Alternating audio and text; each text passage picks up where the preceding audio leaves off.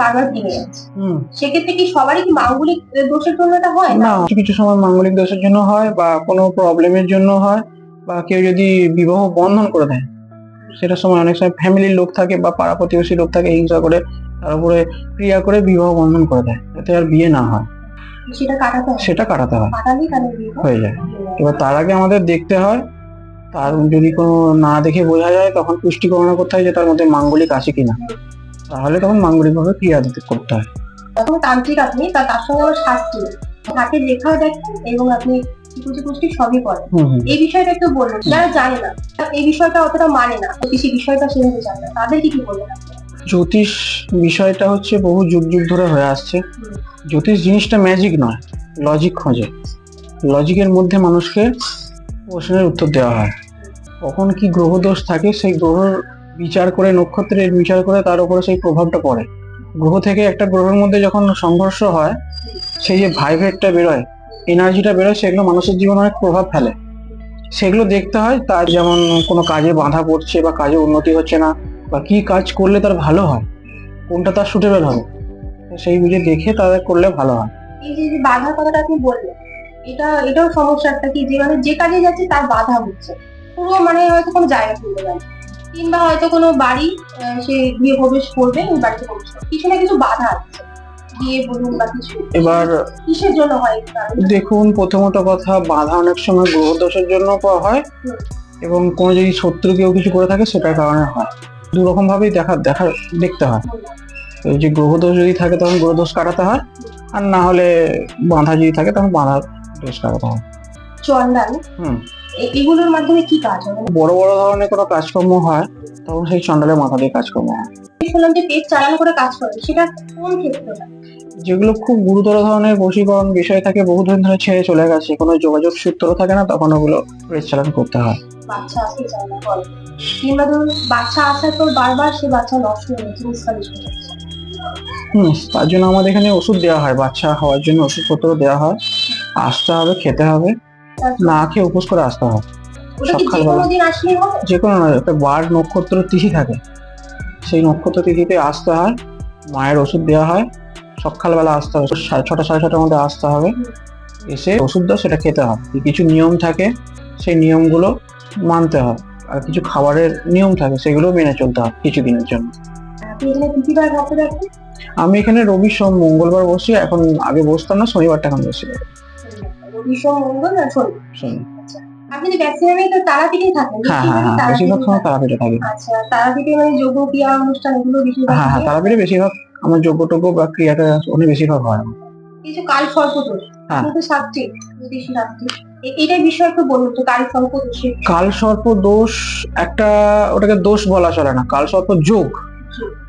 একটি গ্রহের সামনে একটি গ্রহ যখন আসে, সেখান থেকে যে ভাইব্রেট হয়, যে মানে একটা এনার্জি নির্গত হয়, তখন সেই মানুষের জীবনে সেই কালসর্প যোগটা নির্গত হয়, সৃষ্টি হয়, সেখান থেকেই কালসর্প যোগ হয়। তো সেটা ক্ষণিকের, তার মধ্যে সাবধানে থাকতে হয় তার জন্য, এবং আমাদের পরামর্শ নিতে হয় বা কোনো জ্যোতিষের পরামর্শ নিয়ে চলতে হয় সেই সময়টা। কিছু মানুষ বলে আমি খুব সাপ মেরেছি, নাহলে আগে জন্ম হয়তো আমি সাপ আমাকে দংশন করেছে, এই কারণে কি আমার কালসর্প দোষ হয়েছে? না, মানুষের ভ্রান্ত ধারণা। না, এটা কুসংস্কার, এটার জন্য নয়।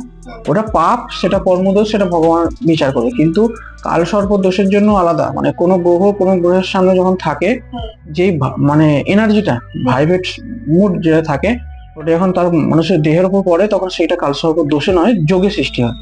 কালসর্প কোনো দোষ বলে কিছু হয় না জ্যোতিষ শাস্ত্রে, কালসর্প যোগ হয়। এখন তো ইউটিউবে নানা রকম মানুষ সব তন্ত্র তন্ত্রের কাজ দেখাচ্ছে, বশীকরণের কাজ দেখাচ্ছে, এই যে এগুলো করে অনেকে বাড়িতে সেটা প্রয়োগ করছে, সেটা কি ঠিক হচ্ছে? না, বাড়িতে করা ঠিক না। কোনো এক্সপার্ট বা কোনো তন্ত্র গুরু বা তন্ত্রর মানুষ না, জিনিসটা না যদি করে, ওর নিজস্ব দিয়ে করা ঠিক না। কেননা সে তার প্রতিকার জানে না, কি হয় কি করতে হয় না। সামান্য ইউটিউবে দেখে সবটা বোঝা যায় না। এটার জন্য নিজের প্রচুর ক্ষতি হতে পারে। নিজের প্রচুর ক্ষতি হতে পারে, বা তার যে সাইড এফেক্টটাও থাকতে পারে। আর সেখান থেকে তো সে বেরোতেও পারবে না, কারণ সে ওই জিনিসটা হয়তো ঢুকতে পারবে, সেটা প্রয়োগ করতে পারবে, সেটা থেকে যদি কোনো রিয়াকশন হয়, সেটা থেকে বেরোতে পারবে না। এটাই আপনি কি বলবেন তাহলে? এই যে আমি একটা কথাই বলবো, যে অবশ্যই বাড়িতে এসব জিনিস প্রয়োগ করবেন না। কিছু কিছু ক্ষেত্রে থাকে যে বাড়িতে এমন এমন পুজো আছে বা এমন এমন টোটকা আছে সেগুলো বাড়িতে করা ঠিক না। আর যদিও মনে হয় যে হ্যাঁ অনেক সময় মানুষের আর্থিক সংকট হয়, সেগুলো আমাদের কাছ থেকে পরামর্শ নেবেন। অবশ্যই আমরা তখন টাকা পয়সা নেবো না। টাকা পয়সা যদি সত্যি সমস্যা থেকে থাকে তাদের, আমাদেরকে পরামর্শ নেবেন যে কিভাবে চললে ভালো হয়, তো তখন সেইভাবে চলবে। এই যে মামলা যে চলে, মানে অনেক বছর ধরে কোনো মামলা চলছে, জমি সংক্রান্তই হোক বা যে কোনো ডিভোর্সের ব্যাপার হয়তো অনেকে চায়। তো এক্ষেত্রেও কি বগলামুখী যোগ্য করা হয় না সব ক্ষেত্রে, মানে কি ক্ষেত্রে? বেশিরভাগ মানে শত্রু দমন বা বেশিরভাগ মামলা মোকদ্দমায় আমরা বগলামুখী প্রয়োগ করি, তার সঙ্গে আরো গুপ্ত কিছু শ্মশান ক্রিয়া করতে হয়, নাহলে সম্ভব হয় না। আচ্ছা, অনেকে জিজ্ঞাসা করেন যখন এই যজ্ঞগুলো হয় তাকে কি উপস্থিত থাকতেই হবে? হ্যাঁ, থাকতেই হবে। তাহলে বড়- কিন্তু কাজটা ভালো হবে। কাজটা ভালো হবে, কেননা যজ্ঞে যে আমরা আহুতি দিই, যেসব জিনিসপত্র, বহু কিছু জিনিস আহুতি চলে, সে যজ্ঞের যে অগ্নিটা তখন পবিত্র হয়, সেই পবিত্রের অগ্নি যখন সেই মানুষটার শরীরে লাগবে, তার শরীরটা শুদ্ধ হবে। আর অনলাইন কাজ কি এখানে থেকে হয়? অনলাইন কাজ হয়, পুষ্টি বিচার, হাত দেখানো, এগুলো সবই হয়, কিন্তু বিষয় হচ্ছে যেগুলো যাদের বড় বড় সমস্যা তাদেরকে না আসতেই হয়। ছোটখাটো ক্ষেত্রে অনলাইন, ছোটখাটো ক্ষেত্রে যেগুলো হয় সেগুলো অনলাইনের মাধ্যমে হয়ে গেল।